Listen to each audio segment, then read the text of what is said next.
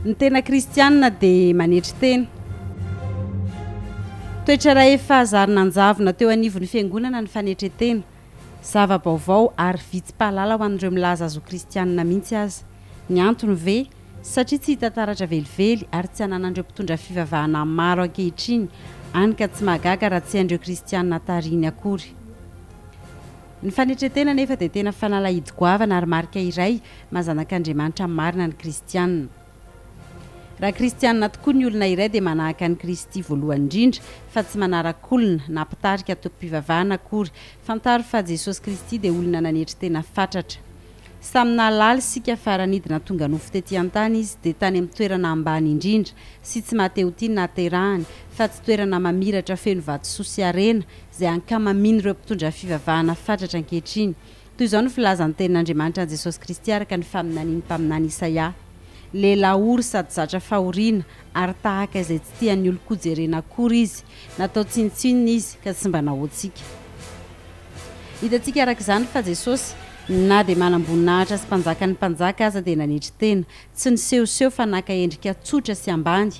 Moa ve tsy mifanohatra amin'izany va nitazantsika amin'ireo milaza ho mpanompon'Andriamanitra, miraradraratra amin'ny arena na fitafy na fiara madera, jereo ange ny modely naseho an'i Jesosy Kristy aoka ho aminareo izao saina izao izay tao amin'ny Kristy Jesosy, tsy nofikiriny mafy ny fitoviana tamin'Andriamanitra fa nofoanana ny tenany tamin'ny nakany endriky ny mpanompo sy nahatongavany ho manam-pitoviana amin'ny olona, ary rehefa hita fa nanantareo olona izy dia nanetry tena ka nanaiky hatramin'ny fahafatesana dia ilay fahafatesana tamin'ny hazo fijaliana. Mampametra-panontaniana ihany hoe mahalala izany tenin'Andriamanitra izany ve ireo kristiana maro ankehitriny, sa tsy no dia tena sasa misehoseho manao ny tena no zavatra, ny fiheverana ho zavatra nefa ka ireharehany na amin'ny fiteny na ny fanao na ny fisainana dia tsy avy amin'Andriamanitra. Ry kristiana malala hoy ny voasoratra hoe aza mihevitra izay avina vonana fa aoka mba ho zatra amin'ny fihetreny anareo. Ho koa ny voalaza hoe fa izay ho lehibe aminareo dia ho mpanomponareo, ary izay teo ambony indrindra aminareo dia ho mpanomponareo.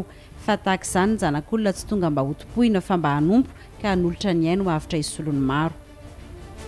Mbola hita ve izany kristiana manompo sy manetry tena marina izany, indrindra ao anatin'ireo mpitarika sy lehibe ny antoko-pivavahana?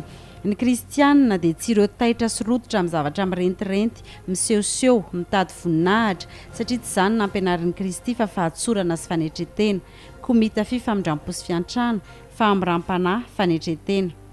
Raha kristiana marina ianao dia toetra tokony hanananao ny fanetretena, ny fiaboeboana izay mifanohatra aminy dia mandavo ary fandrika goavana amin'ny fiarahana amin'ny tompo. Firifiry moa ireo mpanompon'Andriamanitra ny tsara fiandohana, tian'Andriamanitra ary natsoin'ny tompo mihitsy saingy lavo noho ny fitiavana voninahitra sy tsy fananana fanetretena. Ny fireharehan'ny olona mialo ny fahasimbana, fa ny fanetretena kosa mialo ny voninahitra. Raha te ho-akasitran'Andriamanitra ianao ary te hiaraka sy hanompo azy marina dia manana fanetretena.